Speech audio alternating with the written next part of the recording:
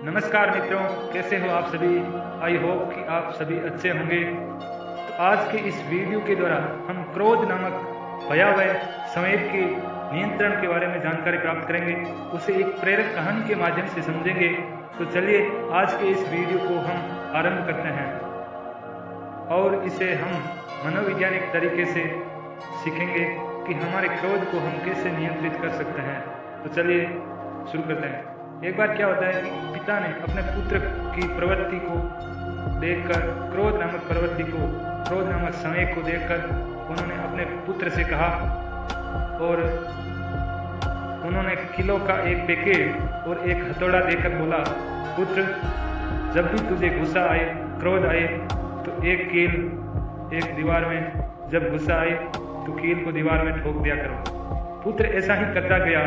कुछ समय के बाद उसने पाया कि किलो की संख्या कम होती गई और एक दिन ऐसा आया कि किलो की संख्या नाम मात्र मतलब समाप्त सी हो गई थी। यानी पुत्र की क्रोध नामक प्रवृत्ति जो थी वो मतलब समाप्त सी हो गई थी।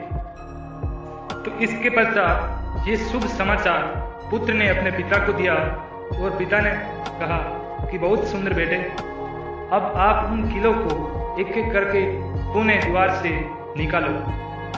तो पुत्र ने एक एक करके उन किलो को वापस निकाला और फिर वापस पिता के पास जाता है और कहता है कि पिताश्री, हमने वो किले सारी निकाल दी हैं।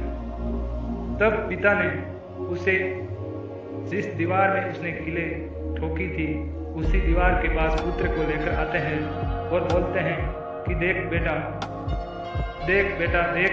कितने दीवार में छेद चुके हैं। ये छेद कभी नहीं मिट पा सकते हैं। और पिता ने कहा, इसी की तुलना, अपने क्रोध की तुलना इसी दीवार और किलों और हथौड़े के समक्ष अपनी तुलना करो कि आपने अपने क्रोध के द्वारा किन किन को अगाध चोट पहुंचाई है, किन किन के हृदय को हर्ट इमोशन का किया है, किन किन को अपने क्रोध गुस्से द्वारा अपने परिचितों को, अपने मित्रों को आघात चोट पहुंचाई है। उसी प्रकार वो घाव कभी मिट नहीं सकता है। तो ये थी आज की प्रेरक कहानी तो इसे नहीं कह सकते हैं, लेकिन हम इसे एक मनोवैज्ञानिक तरीके से अपने क्रोध संवेगों को नियंत्रित करने का एक छोटा सा प्रयास है। अगर हम ऐसा करें तो हमारे क्रोध को हम नियंत्रित कर सकते हैं। और हाँ, क्रोध तो मनुष्य का सबसे बड़ा शत्रु है, आपको तो पता ही होगा।